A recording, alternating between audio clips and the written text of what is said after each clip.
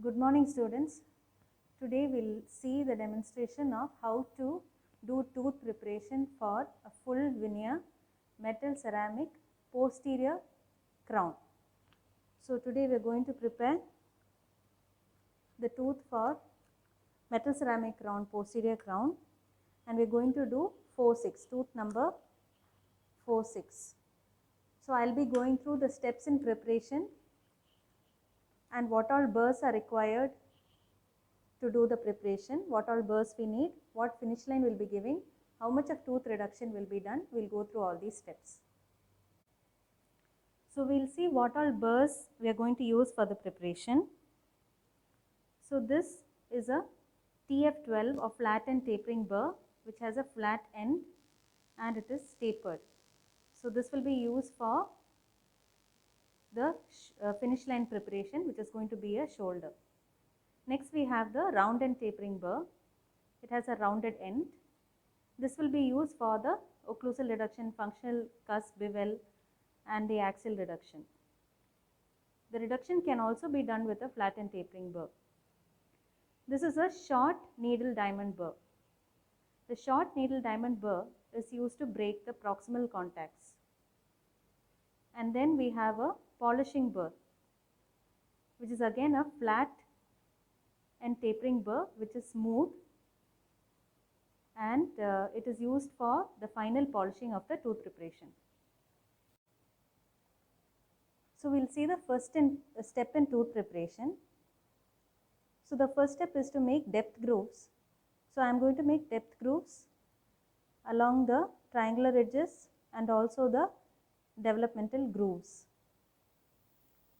So you will have 3 grooves on the buccal side and 3 grooves on the lingual cusp.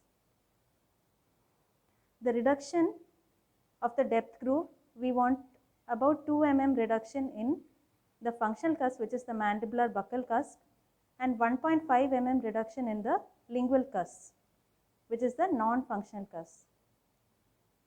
So we will be giving the depth grooves accordingly. 0.5 mm deeper in the functional cusp and 1.5 mm in the non-functional cusp. So during polishing we need about 0.2 to 0.3 mm of tooth reduction again. So we need to reduce about 1.2 mm in the non-functional cusp area and about 1.7 mm in the functional cusp area.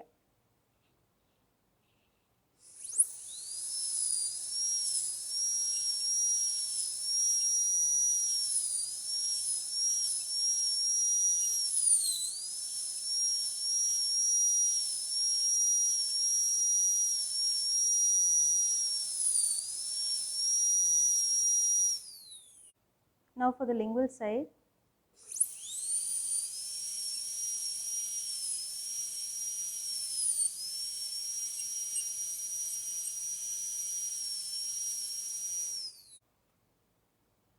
next I am going to give a functional cusp bevel depth groove. So I am going to angulate the burr 45 degrees to the axial wall and going to give 2 depth grooves.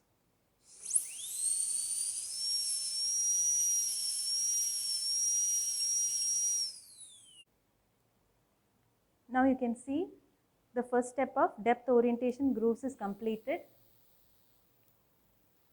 We have given depth grooves on the buccal surface as well as the lingual cusp.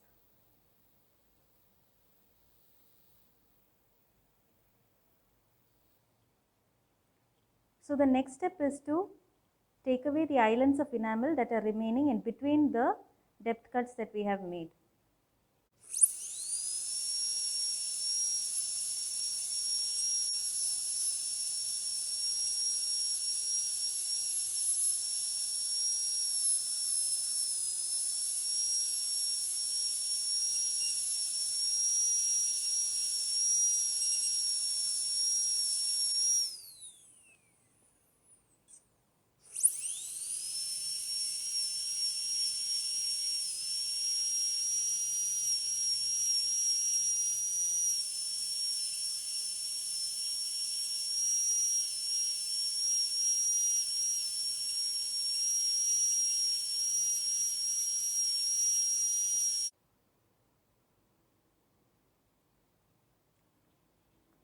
Now I am going to give the functional cusp bevel reduction, angulating it at 45-degree angle and following the depth cuts that we have made earlier.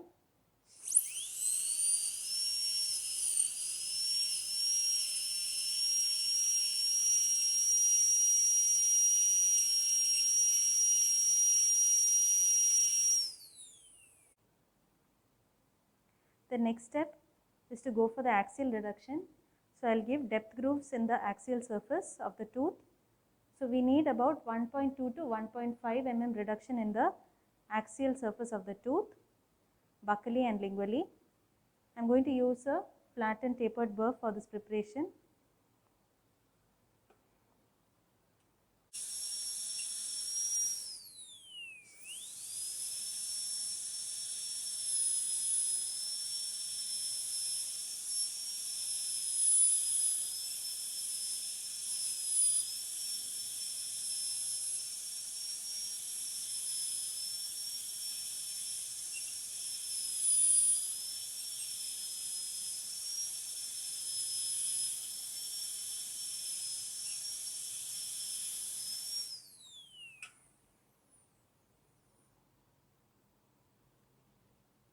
Same way I am going to give the depth grooves on the lingual surface also and then do the lingual preparation.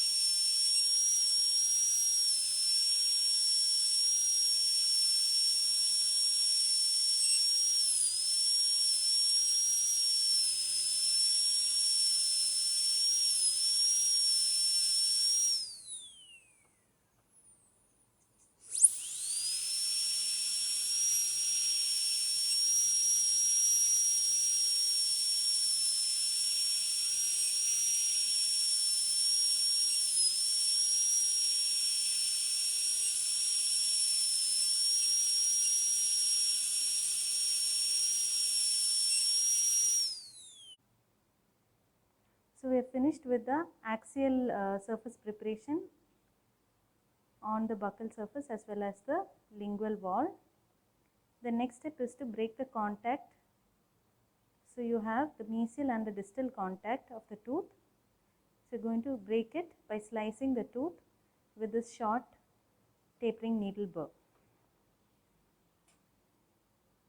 While doing this step, we have to be careful so as not to damage the surface of the adjacent teeth. So we need to leave a thin shell of enamel between the prepared tooth and the adjacent tooth so as to ensure that the adjacent tooth does not get damaged.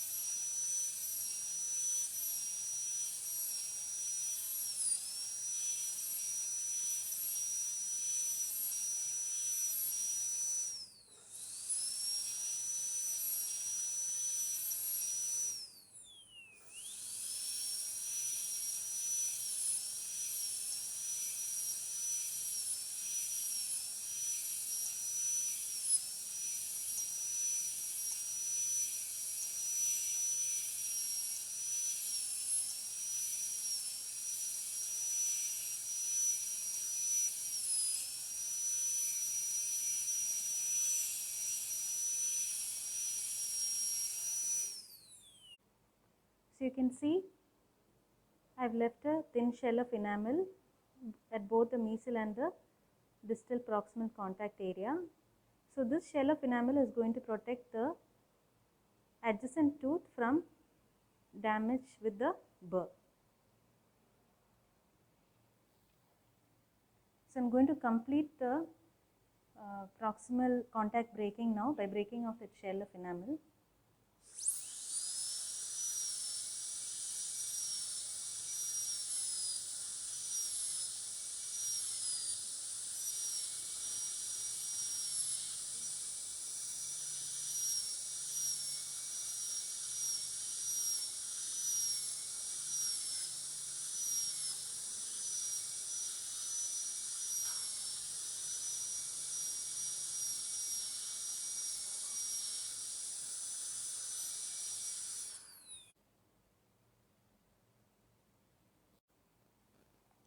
Now we have finished the proximal breaking of the contacts.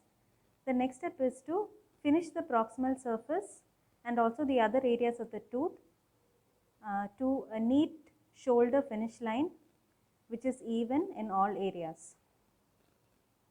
For this we use a flattened tapering burr again.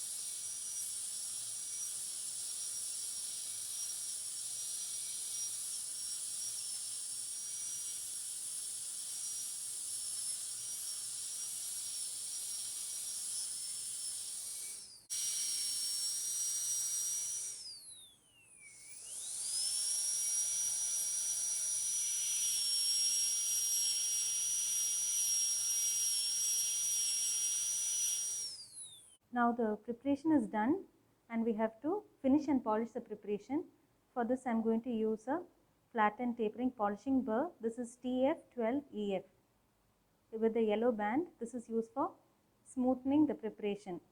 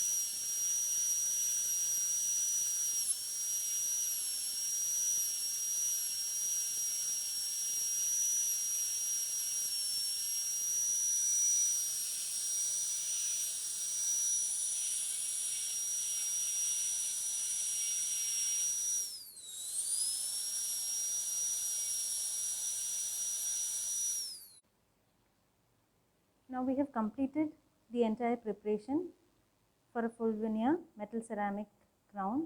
So you can see the ideal taper is about 6 to 12 degrees. It should not be more than that. If it is more than that, the preparation will be too tapered and the crown will not be retentive. But a taper of 6 to 12 degrees is also essential so that the crown can fit properly on the prepared tooth without any undercuts. So we have ensured that there is ideal taper. To check the finish line, you can use a probe and run it over the finish line like this. So if you feel any catch, then that portion has to be refined. So you can run it along the entire tooth. So you can see the finish line from the occlusal aspect. You should be able to visualize all areas of the finish line. If you are not able to visualize any area, that means that there is possibility of that area having an undercut and that area should be refined accordingly. So we have the shoulder finish line along the entire preparation. Then I have given a functional cusp bevel because the mandibular buccal cusp is the functional cusp for the mandibular tooth. So there should be about 2 mm clearance in this area. So we give a functional cusp bevel for this purpose so that the crown will have enough bulk in this area and it will not lead to fracture of the crown. Now you can see how much of occlusal clearance is created. The occlusal clearance is adequate. It is about 2 mm, and you can see very well, visualize the lingual cuss and the buccal cuss. There is enough of clearance here.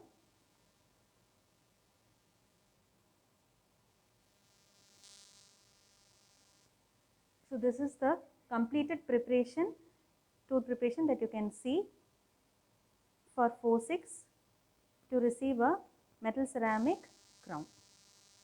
Thank you.